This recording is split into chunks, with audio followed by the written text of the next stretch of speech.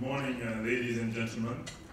It's a great pleasure to be here this morning to discuss this important subject of the involvement of sovereign wealth funds and pension funds in investing in infrastructure in Africa, to discuss the various issues, including regulatory framework, including opportunities in some countries, including the impact that sovereign wealth funds can have in attracting other sovereign wealth funds into investing in Africa.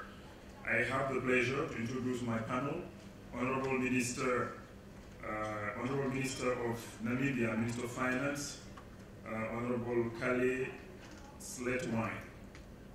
Correct? You? And second, Lana Loyinmi, Pension Fund Manager, Pension Fund Commission in Nigeria, General Manager. Celeste Loturko, expert on sovereign wealth fund. She has a PhD sure in this field. Yeah. And Nicholas, Director General, World Pension Council, is a bit late. Hopefully he'll join us shortly. So first of all, I'd like to mention the fact that on the sovereign wealth funds in Africa, we have various ones. We have those that are more like developmental funds, such as the Sovereign Wealth Fund of Senegal, which, let's say, develop projects including infrastructure and energy and get co-investors locally or internationally, including other sovereign wealth funds or pension funds.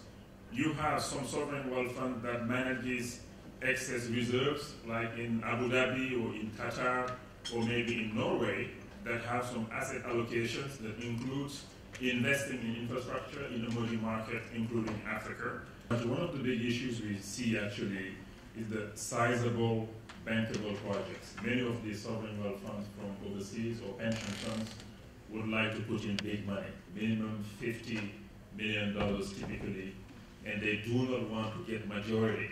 So which means that the equity of the project should be at least $100 million if they are to get, let's say, 50% of the projects. $100 million, debt equity ratio typically of 30 to 70, 30-70. So which means that the project should be around at least $300 million overall cost. Not many that have been properly, let's say, structured so as to attract those investors. Let me turn on to the Minister of Finance of Namibia.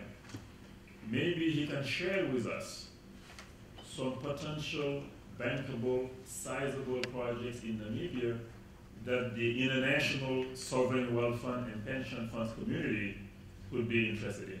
Something that is maybe near financial close, near, let's say, end of developmental phase, so that maybe some of the people who are sitting here can start to think about those projects. Thank you. Excellency. Thank you very much. Before I go to the projects that are in the pipeline, of which there are a number, I think I just want to throw something in the argument or in the mix, which is crucial for Africa's own potential to grow its infrastructure. That is, I think if we look into the costs of funding infrastructure, when you have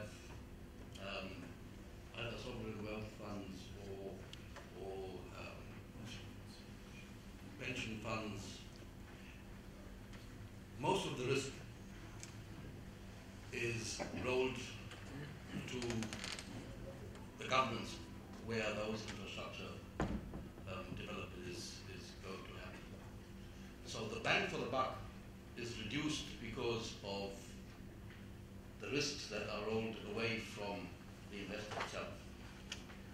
Now in Namibia's case, we have an investment credit rating, so have our utilities, where some of these projects are vested.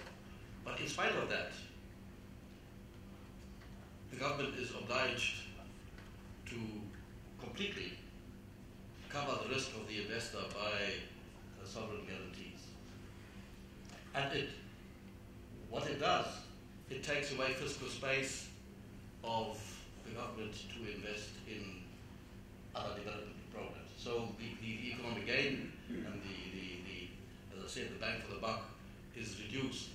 Now that is a matter that needs to be addressed, and I think we believe therefore in the need for African countries to themselves raise funds and invest in these infrastructure projects or co-invest in them, so that the risk share becomes fairer and the risk share becomes better. Just to comment on that one, because this is something that I looked at in Senegal. I mean, if the government is providing, let's say, certain guarantees, minimizing the risk of the investor, there should be always mechanism to share a bit of the upside. For example, if you have a toll road where the government is guaranteeing traffic or things like that, once the investor has had his or her minimum returns, then the upside should be shared, maybe 60-40 or what have you, between the investor and the government. Giving the guarantee could be always a better way than raising yourself the fund, because when you raise yourself the fund, you borrow money, then you use your, let's say, debt capacity. You increase your debt to GDP ratio. Whereas when you give the guarantee, it's only when the risk materializes then that is accounted for. So if you don't have the means, it could be a good way to fund infrastructure by doing those PPP projects, knowing that your guarantee is always cheaper or your contribution is always smaller.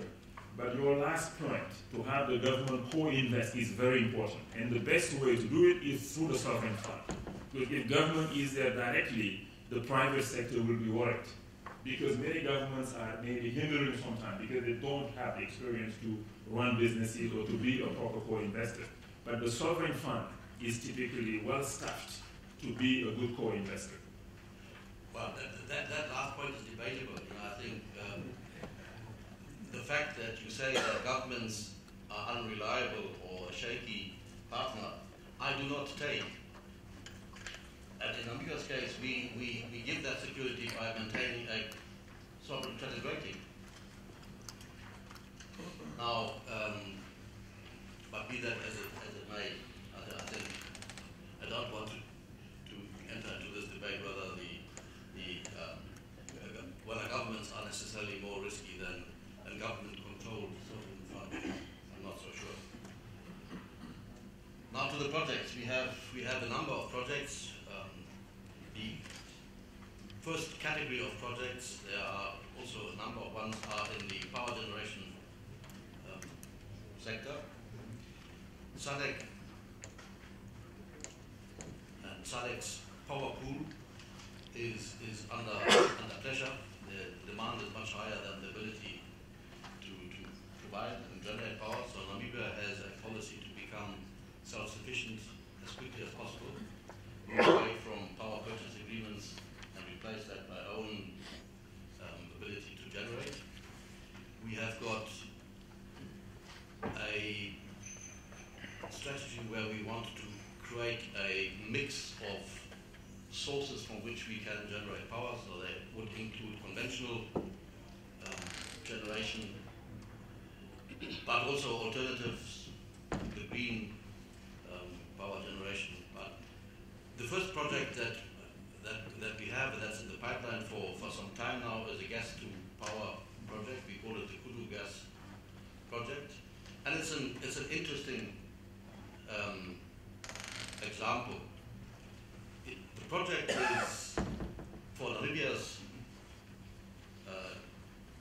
measures, a large project. 7 billion dollar or rand. It has two components. It has the upstream development of the gas fields, and then it has the downstream development of the power station. Now, the upstream component is a US dollar denominated business because of gas. And here comes my point.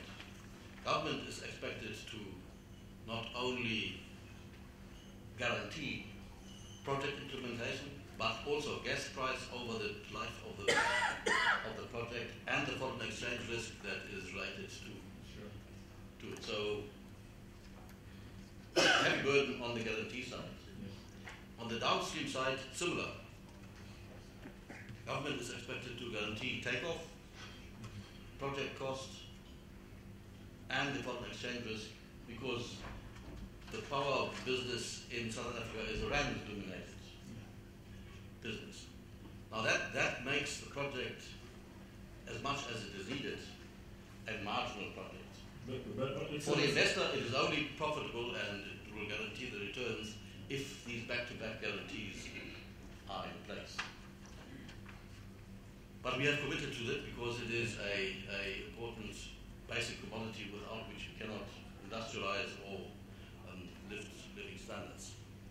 Now that is a medium-term project. It has a capacity of 800 megawatt, but it would come online only in 4 years, so we need also stopgap projects that would carry us over the gap from now to, say, 2019. And those are the 250, 300 megawatt projects that can be used as peak demand plants when the bigger project is online.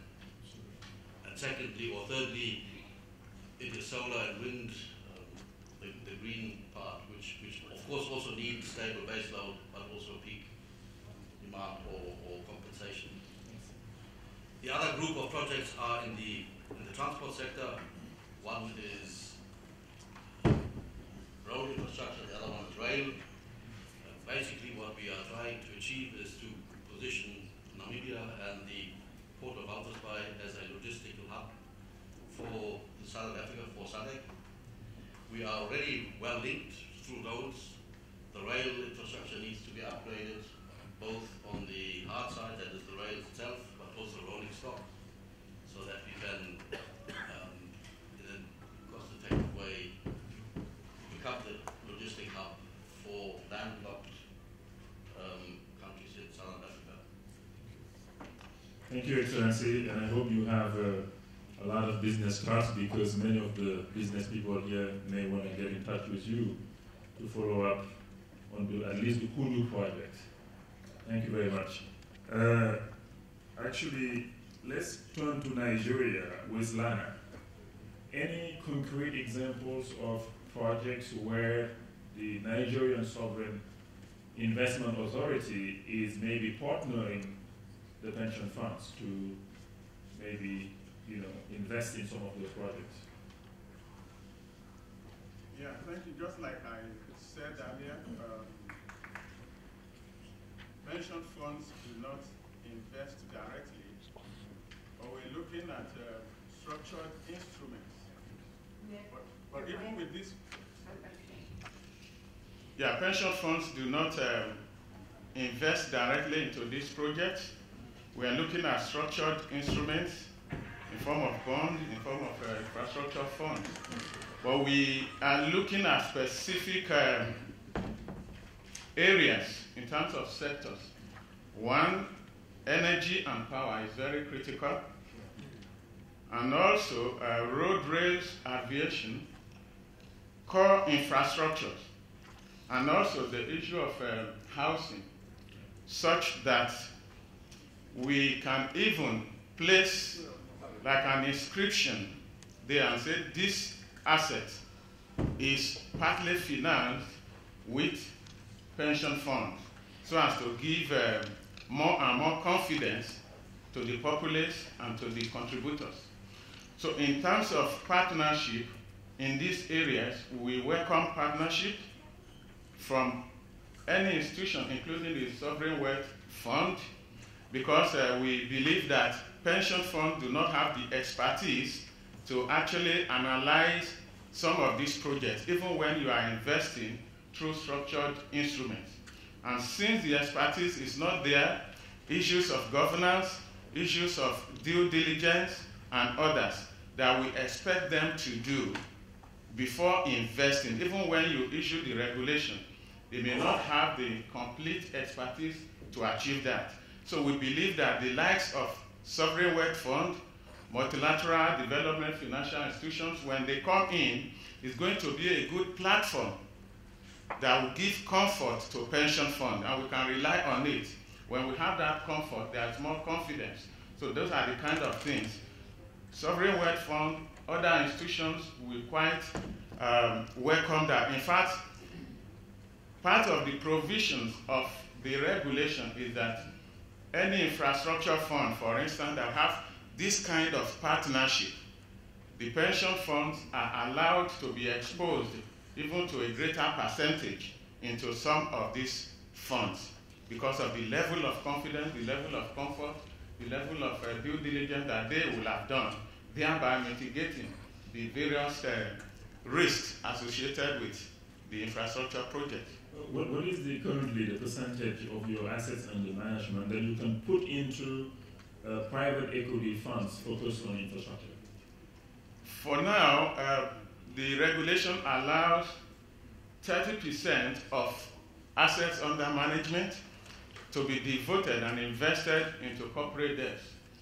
Infrastructure taking about 15% of that.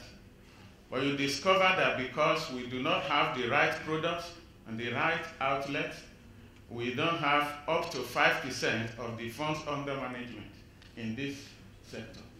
So that is the more reason why all the things that are perceived to be constraints are being relaxed in this new dispensation to open the door for more funds to come in so that pension fund can embrace such investment. Yeah. You know, typically the pension funds and sovereign wealth funds in Africa can not only, they can be, let's say, co-investors with the international sovereign funds or pension funds, but also they can provide exit strategy to the private equity funds that invest early stage maybe into infrastructure funds. You know, I'll turn actually to Celeste to see if any of the research that you have done, have you seen any transactions where the foreign sovereign funds or, let's say, pension funds buying, let's say, assets that were acquired, let's say, by, you know, private equity funds or even strategic investors that are trying to exit those infrastructure assets in Africa? It could be a good way maybe to build a bridge with the PE guys, the strategic guys investing in early stage, getting the higher returns, and then passing on the asset once the cash flow is strong to sovereign funds or pension funds who are more risk averse. So the research provides us data that are a little bit different in terms of entry of long-term investors. Mainly we study sovereign fund, more than pension fund. But there are tendencies to invest in the later stage where the risk of execution and the revenue are safer in a way. But I would step back. I would say that there is a new tendency of sovereign funds in investing in infrastructure. And this is through a partner. Could be a private equity fund, could be a private partner, could be an international financial institution. We see Nigeria Sovereign Investment Authority signing a memorandum of understanding with IFC, and could be with other peers. The reason is because, of course, this allowed them to reduce the cost of the internal structure.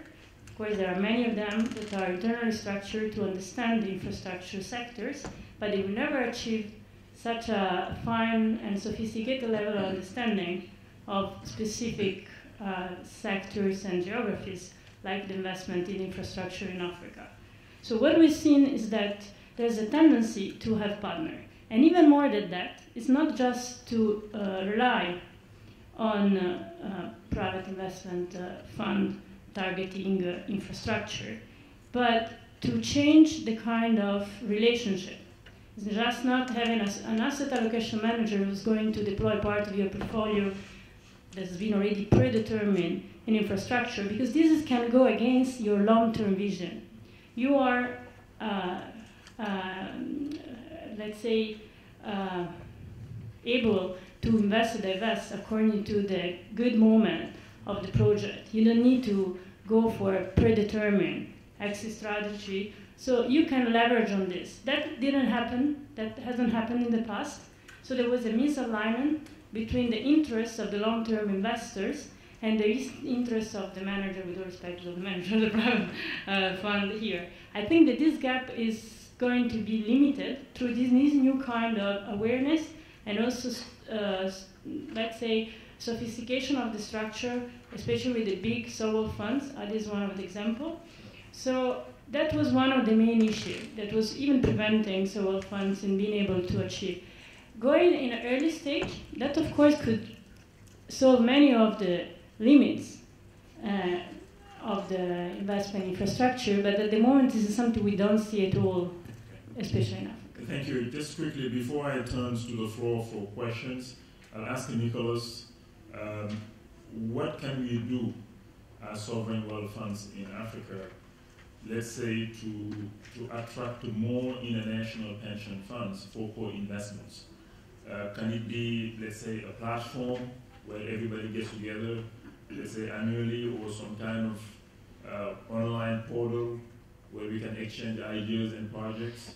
Just a couple of minutes, then we turn to the audience for a few questions. Thank you. I think a platform or a facility, a Pan-African one, and I think Hubert Denso here has worked on the notion in the past few months, and he can tell us more about it. But that would be great, and that would send a strong signal, because of course, if you're in Toronto, Montreal, and San Francisco, and if you have all these apprehensions about country risk, bureaucracy, political risk in Africa, if you see African policymakers, because ultimately public pension funds and sovereign wealth funds, they're led by policymakers, by states. If you see them, putting their money, their own money, where their mouth is, that will send a very strong signal. Also, it's important to diversify. So if you are a sovereign wealth fund from Nigeria, if you put all your infrastructure money in your own country, you're serving a higher social purpose. It's good for the development of Nigeria, and you should do it. But you should do it within limits, because you should diversify. So you should invite South Africans, Egyptians, Moroccans to put money in your own highways and roads and bridges. And you should take some of your money and put it, ideally, into highways, airports, and roads in Morocco and South Africa, and therefore having that theoretical equilibrium where you have higher return and you lower the risk. And just want to make a small comment, because I think it's a very interesting example. It's Senegal. If you look at EFAGE, the PPP highway projects are exemplary. So it's really magnificent what Senegal has done with its modern highways, with that French company called EFAGE. It's a case in point of what everything should be done. It's like a perfect case study. And EFAGE is both a construction company and a concessionnaire. So it's build, operate, transfer. Their main historic business is civil engineering construction, but when they talk to certain governments, they agree to own and operate a concession for 30, 40 years. Now, who are the shareholders of that French concessionnaire? Most of the shareholders are of EFAGE, happen to be Canadian, American pension funds, German insurance companies, and Middle Eastern sovereign funds. So already you can see that by owning the capital of EFAGE in Paris, these Arabian SWFs and Canadian pension funds are owning a piece of the action in Senegal in the highways, and then they could be, like you said, a second stage where the concession is progressively transferred to some infra PE funds. But who gives the money to the infra PE funds? It's the Canadian pension funds and the Middle Eastern sovereign funds. And then a third stage, 6, 7 years down the road, you could have the pension fund and sovereign funds directly owning shares or pieces of the concession. So it is a cycle, and I think there are beautiful assets in Africa, and many African policymakers are understanding how the game should be played, and I think we are at the beginning of a very long and hopefully successful phase. Thank you very much. Let's turn on to the audience for a few questions. I think we have 10, 15 minutes.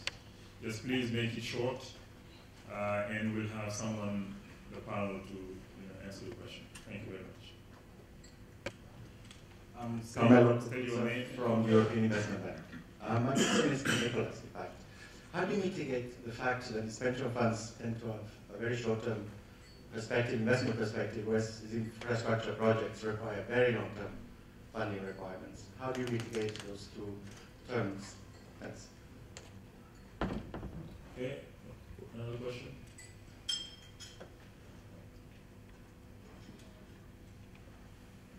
Maybe Nicholas can take the floor. Yeah, they don't always have a short-term perspective, but they have short-term fears and apprehensions. So they're happy to invest over 50 or 70 or 90 years as long as their short-term apprehensions are well covered. And this is the problem, really. I mean, like, of course, infrastructure is illiquid. So if you own a piece of airport or highway in Namibia, and if someday something goes wrong in Namibia, you cannot just take the bridge with you and go back to San Francisco or Montreal. So the problem is that it's liquidity. And liquidity makes risk more dangerous. So there's like a multiplier effect, you know.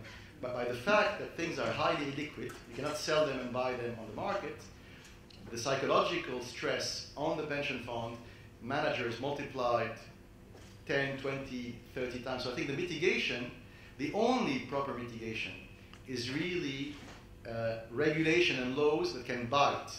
So people are afraid of the worst case scenario. So maybe that there's only 1% chance that one day some policymaker at federal, provincial, or municipal level will do something very stupid and hurt the interest of investors. But that 1% chance, you may say it's small. You may say, why are they afraid? There's 99% chance that things will go smoothly.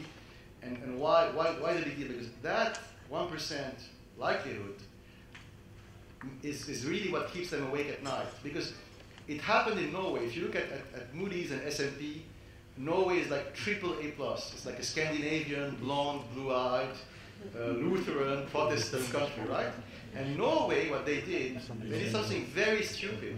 Because 2.5 years ago, they sold the crown jewel of Norwegian energy transmission, which is called Gaslet.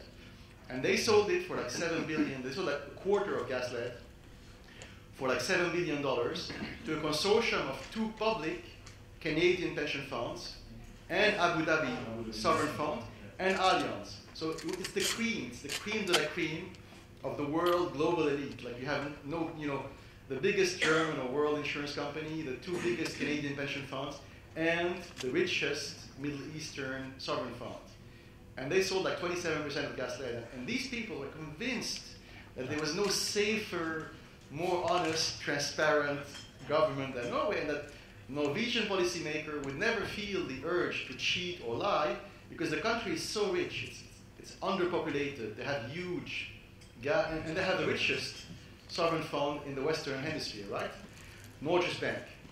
And all of a sudden, a year ago, they had municipal and legislative elections, and the ruling party decided that it was good to promise, Norwegian households that they would lower the price of gas by 5 or 6%. So something really stupid and minuscule.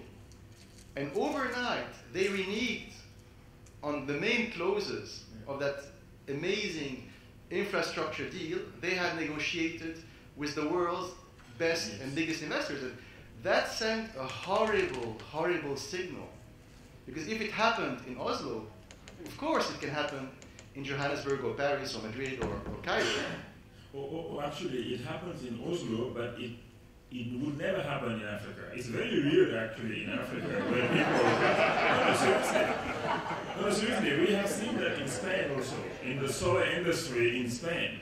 But in Africa, cases are very weird, where government renege from some key clauses of contracts. You have 54 countries, maybe not more than 4 or 5 times. Those things happen. So risk perception is wrong generally. People think that in Africa the risk is extremely high, but you can get actually the same risk or higher in the Western world and a much less return. But in Africa, you get a much higher return. So this is something that the investors should think about as well. Just quickly, before we can conclude, we'll maybe just give each of the panelists, since there are no more questions. Okay, please. Yes, hi. My name is Nicholas Mitsos. I'm CEO of an affiliate of the China Development Bank here in Johannesburg.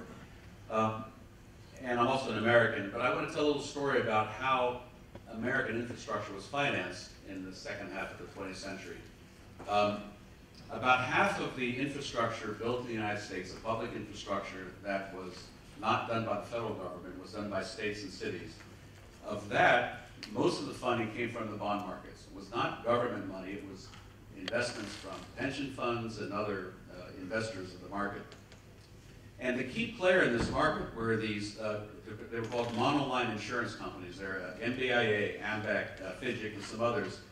They underwrote $2 trillion worth of infrastructure in the United States. And why I'm telling the story is that it's very important for Africa to see this. And so what these companies would do is they would provide unconditional, irrevocable guarantees that the bond interest payments and principal would be paid off at maturity for 30-year bonds. And they have AAA ratings from all the major rating companies. So now a bond is going to the market. Let's say it's a sewage treatment plant for Tuscaloosa, Alabama. Investors have no way, pension funds have no way of analyzing these kinds of investments.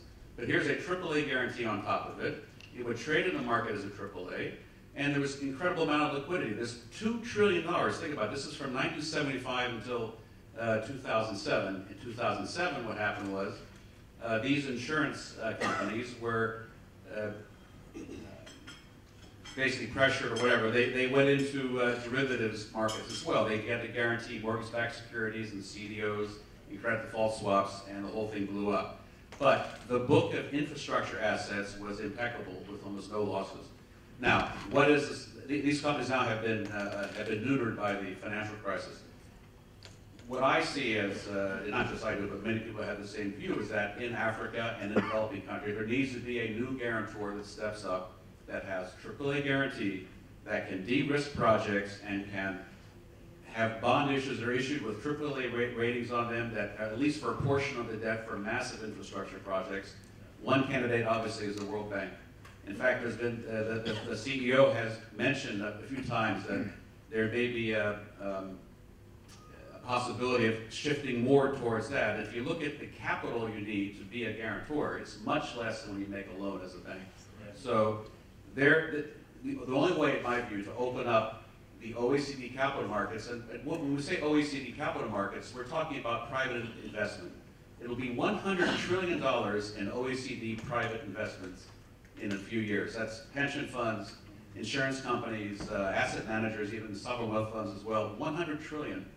If you look at Africa's needs, just 2.5% of that 100 trillion is enough for what, 75 billion a year for 30 years, roughly. So it's the trick here, I think, is to find a way to create something like the monolines that they had in the United States, but this kind of guarantor that can de-risk projects, provide AAA guarantees, and open up incredible liquidity for the marketplace. Thank you. If I could just point out, and maybe, I'm sorry, your name is? Nicholas Minso. Nicholas. There is actually an 11-year process of developing a monoline AMF for exactly that purpose. David Stevens is the CEO, former head of monolines, and I've been advising the monolines for years on the good deals in emerging markets that didn't go belly up, okay? So there is a process in motion, and also this afternoon we will have the CFO, the CFO and the head of the pension funds from the World Bank here. So this is about action and creating solutions, so let's talk later. Just one little comment. Yeah, AMF is a great idea, but it's tiny. I mean, we're talking about, it's a great, okay, let's build it out. But we need something 100 times bigger. Okay, let's do it. Just my comment also, I mean, I think for now, the biggest issue we have is bringing actually bankable projects to market. How are we going to finance it? We have a lot of tools available, but often projects take 10, 15 years in some countries. Some infrastructure projects, we've been talking about it for 30 years. It's not there yet. You look at Inga, it's since 1950. You look at many other things, it's since 1970. I wasn't even born yet. So, how can we bring big projects to market and structure them in a way that I can invest, sovereign wealth funds overseas can invest, pension funds can invest, because the capital is there. Thank you very much. Let's maybe turn onto the panel. If no, maybe just one last question from the audience, please. Yes, my name is Simon Victoria. I'm the head of the capital market investment bank at Afrexim Bank. And I want to echo what he just said. But with respect to the monoline and the insurance companies, we have tried to run a similar model by working with insurance brokers to de-risk investment in Africa. I think rather than simply rely on the World Bank and IFC, the idea would be if you were to tap into those sovereign wealth funds, those big pension funds in the OECD market, you have to bring along the monoline insurance companies that operate in those markets.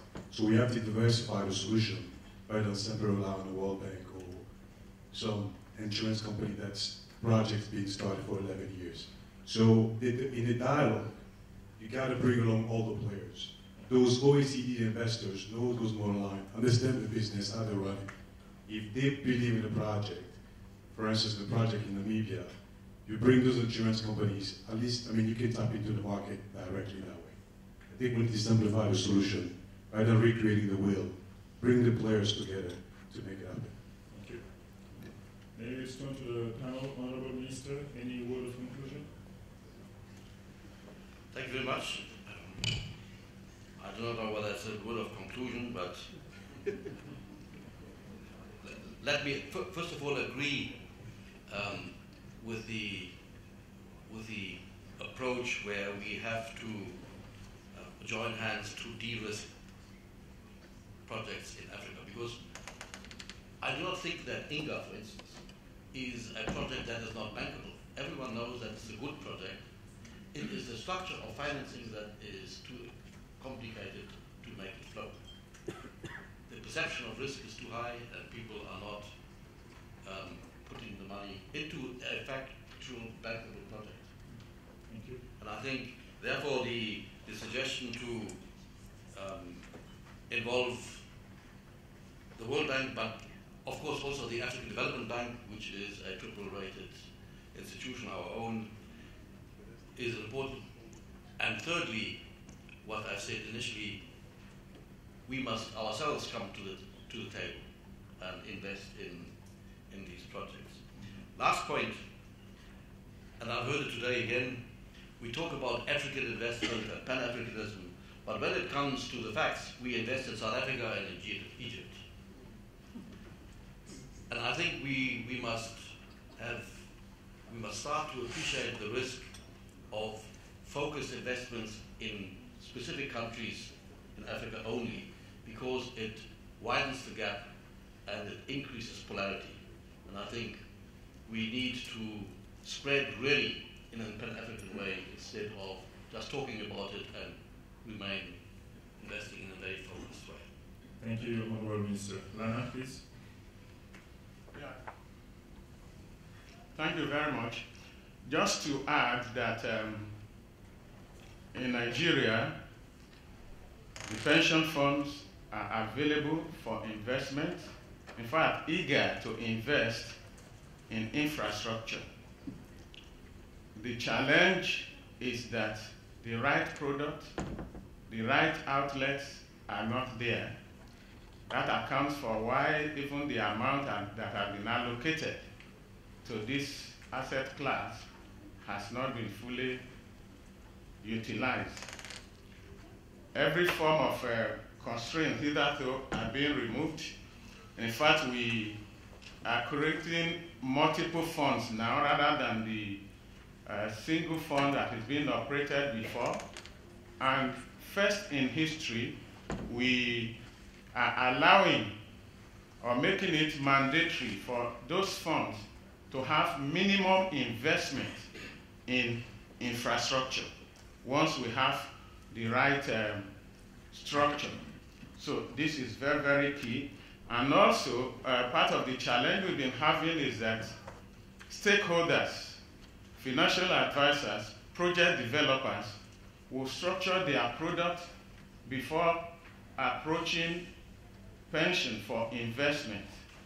And they will be asking for waivers in terms of the various regulatory provisions.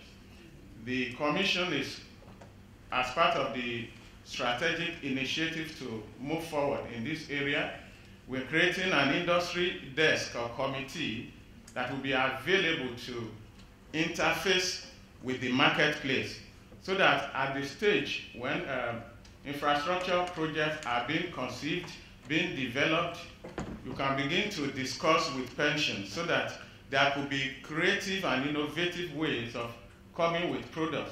So in these various stages, if there are issues within the regulations, we believe that we can talk about it rather than come at the end and be asking for waivers. And just like I said earlier, for funds that are Pan-African in nature, even when we were saying that about 75% of such a project, take for instance, infrastructure fund, that 75% of such a project should be within Nigeria, this ratio or percentage has been lowered, I think to about 60% now. A copy of this regulation is on our website.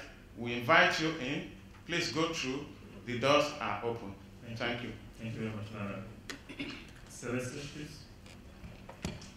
Sure. So tapping into the example of the Nigeria Pension Fund and eventual collaboration with Nigeria sovereign funds, looking at how can African sovereign funds become a motor, how can we enhance their effectiveness in supporting sustainable development and inclusive growth, I think a collaboration is the key word. Not only in co-investing together, so reducing the risk and the cost of the investment, but also sharing best practices.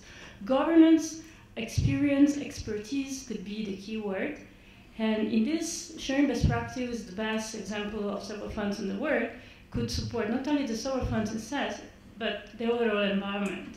So in this, we see a report that's a very fun example of the Russian Direct Investment Fund supported the Egyptian government in setting up a sovereign fund, or the Norwegian one with others. And I would close on this, that one of the most expert in governance of sovereign funds, the first who defined sovereign fund 2005, Andy Rosenhoff, made the 5 forecasts for sovereign funds in the future. One of these concerned Africa. I said one of the African sovereign funds, before 10 years, will arrive to such a level of sophistication as GIC, the sovereign fund of Singapore, one of the sovereign funds of Singapore, and now the Abu Dhabi Investment Authority. So that's my wish. There are many already on the scene, both in the way they invest and the way they present their governance, Angola, Senegal, Nigeria, and others. So maybe that could be a small element, if you want to say, but that can support the overall development. Thank you very much. Nicholas?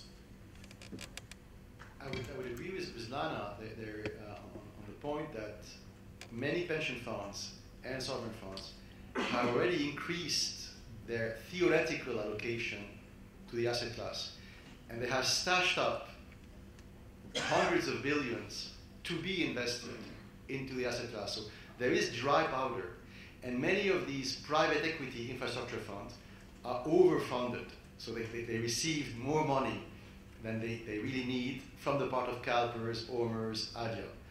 The problem is that there aren't out there enough investable assets. This is true. And what is true of France, England, Poland is also true of South Africa, Namibia, Nigeria. So we shouldn't ask from Africans things that the Europeans themselves were unable to deliver, right? So we're placing the barrier.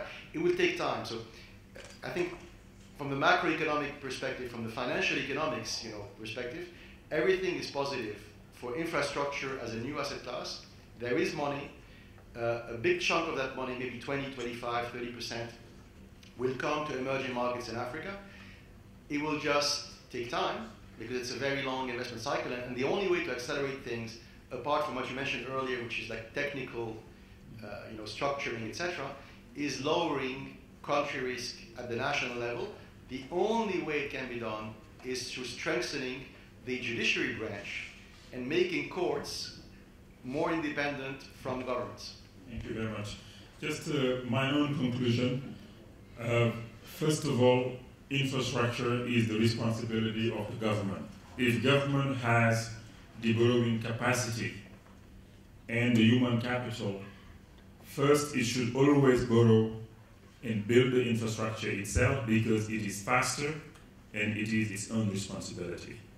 But most of the time, government doesn't have the resources. Therefore, government rely on PPP projects, but still, government should be able to put in some money in those PPP projects or provide some guarantees. And the best way for me to put in the money into the PPP next to the investors is to give it to the sovereign wealth fund, first of all, to staff it properly, so that it can speak and walk the walk, talk the talk that foreign investors, let's say, are doing, so that they can speak the same language.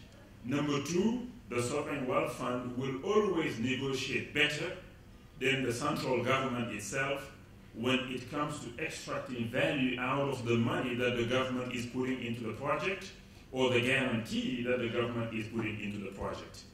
Three, sovereign wealth funds in Africa can always provide exit for investors that take the early stage risk. Pension funds could do it in some countries, maybe not in Nigeria, except via the project bonds, once the project has started generating cash flows. So those are my conclusions. In Senegal, sovereign wealth fund will develop projects or co-develop and invite local and international investors into these infrastructure projects. Thank you very much.